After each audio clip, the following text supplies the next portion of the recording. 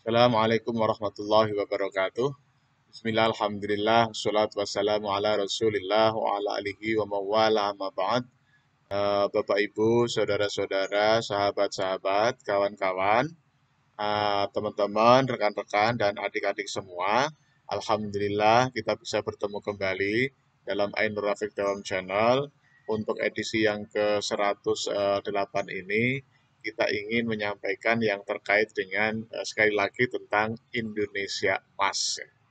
Bapak Ibu, saudara-saudara, sahabat-sahabat, dan adik-adik, eh, sebagaimana disampaikan di edisi sebelumnya bahwa Indonesia Emas itu semangat untuk memperingati Hari Kemerdekaan Indonesia yang ke-100, yaitu di tahun 2045, menjadi momentum untuk mewujudkan Indonesia menjadi salah satu dari negara maju di dunia. Memang target dari para pimpinan kita itu adalah menjadi 5 besar dunia.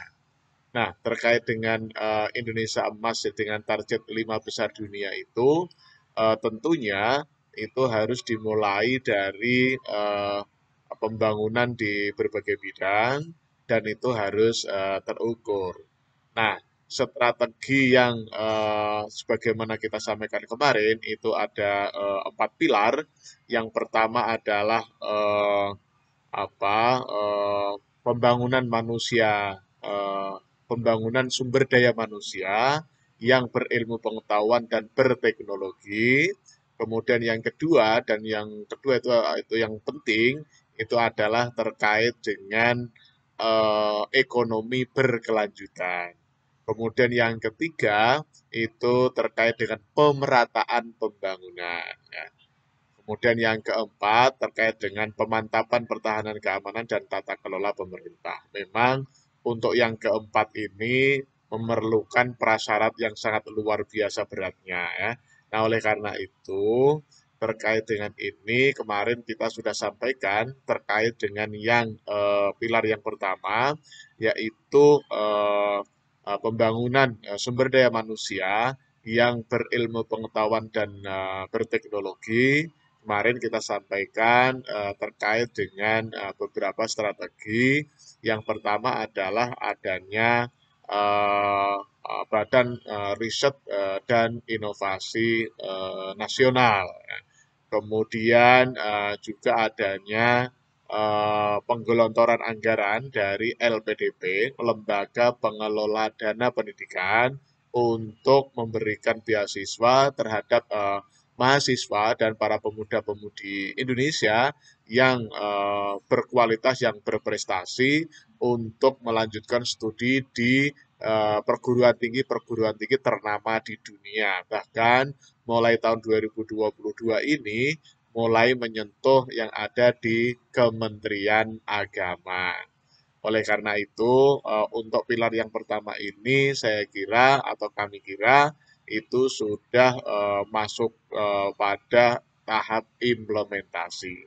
Nah, terkait dengan yang kedua, yaitu ekonomi berkelanjutan, ini mungkin kemarin sudah kita sampaikan sedikit meskipun secara tidak langsung, yaitu adanya perekonomian berkelanjutan yang mengarah kepada produktivitas, kepada produksi dunia ekonomi yang tidak hanya sekali pakai. Mungkin Bapak Ibu yang mengikuti perkembangan di dunia ekspor dan impor, mungkin saat-saat ini dan akhir-akhir ini kebijakan pemerintah itu sudah tidak mentolerir ekspor bahan-bahan mentah. Nah, bahan-bahan mentah itu kalau mau diekspor, kebijakan pemerintah saat ini itu adalah harus diolah dulu. Harus diolah dulu, tidak kemudian barang mentah itu, bahan mentah itu kemudian langsung diekspor, tetapi diolah dulu. Mengapa demikian? Karena bahan-bahan yang diekspor itu, yang selama ini diekspor, itu ada bahan-bahan yang sudah tidak bisa diperbaharui lagi. Nah, ketika bahan mentah itu kemudian diolah dan kemudian menjadi bahan-bahan yang bisa diolah kembali, recycle, ya, bisa diolah kembali, maka itulah yang menjadi kebijakan pemerintah saat ini.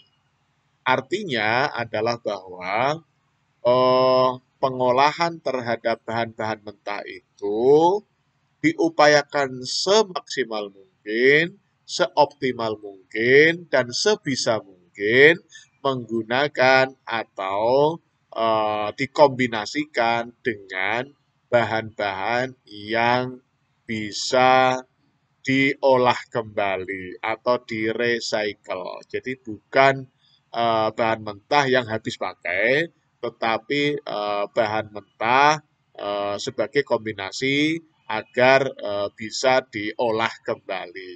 Atau istilah kita adalah eh, pemanfaatan dan perputaran ekonomi secara berkelanjutan. Kemudian yang ketiga, terkait dengan pemerataan pembangunan, memang target pemerintah saat ini baru menyambungkan Trans Sumatera dan Trans Jawa. Meskipun kita lihat nanti hasilnya di akhir tahun 2024, apakah dari ujung Aceh sampai Banyuwangi itu sudah ada Trans Sumatera plus Trans Jawa, sehingga distribusi barang dan jasa itu bisa menjadi lebih lancar dan lebih cepat. Dan barangkali nanti periode berikutnya tahun 2024 sampai 2029 itu mulai masuk ke Trans Kalimantan, Trans Sulawesi, dan untuk menyelesaikan yang Trans Papua. Karena untuk yang Trans Papua, menurut informasi dan beberapa referensi, itu sudah mulai adanya pembangunan meskipun masih di beberapa lokasi yang masih terpisah-pisah sebagaimana halnya yang ada di Sulawesi. Nah, oleh karena itu untuk tahun 2024 ini terkait dengan pemerataan pembangunan sebagai prasyarat untuk distribusi barang dan jasa semakin lancar itu adalah pembangunan tol untuk Trans Sumatera dan Trans Jawa. Untuk tahun 2024 nanti kita lihat laporannya, lihat informasinya, apakah kemudian sudah bisa mencapai sekitar 80, 90 atau bahkan 100% terkait dengan pembangunan infrastruktur khususnya adalah jalan tol Sumatera dan Jawa. Dan untuk tahap berikutnya, barangkali nanti pemerintahan yang baru akan melanjutkan, semoga saja melanjutkan untuk pembangunan tol di Trans Kalimantan, kemudian Trans Sulawesi, dan Trans Papua. Dan untuk tahap berikutnya, Jawa, Bali, Nusa Tenggara, sampai ke Nusa Tenggara Timur. Nah, itulah yang terkait dengan Indonesia Emas.